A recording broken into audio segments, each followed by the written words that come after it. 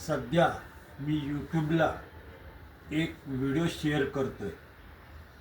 तो माझ्या व्यसनमुक्ती केंद्रासंदर्भात आहे की सकाळची दिनचर्या, संध्याकाळची दिनचर्या, दुपारची दिनचर्या. तर एक व्यक्ती सारखा ती पोस्ट ब्लॉक करतोय की ही माझी चोरलेली आहे.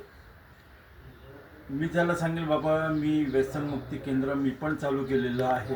त्याला आता 5 वर्षे पूर्ण होतील, पण कधी स्पर्धा केली नाही किंवा माझं पण कोणी कॉपी केला आणि मी त्याला कधी विरोध केला नाही.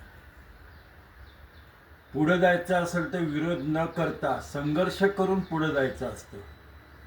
विरोध करून जो पुढं कधीच कोण जात नाही. आणि त्याला मी ओळखतो, जो पोस्ट माझी ब्लॉक करते, माझ्या लक्षात येते ते.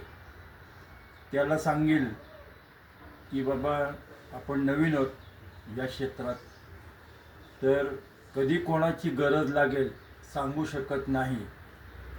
मी माझ्या चाहत्यांना किंवा आयुष्य व्यसनमुक्ती केंद्राला जे मानतात त्यांना सांगेल की ती पोस्ट सारखी 3 वेळा त्यांनी ब्लॉक केली, हे योग्य नसून. होऊ दे ना व्हायरल, काय होते. मी पेशंट आणण्यासाठी ती पोस्ट हे नाही केलेली आहे.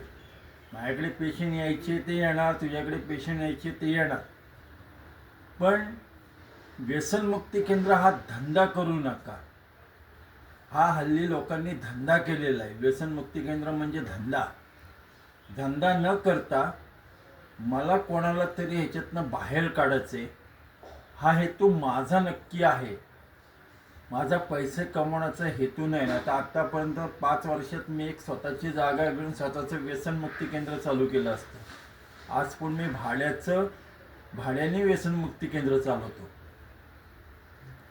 त्यामुळे जो माझा हा व्हिडिओ ब्लॉक करतोय सारखा, त्याला विनंती करेल की बाबा करू नकोस.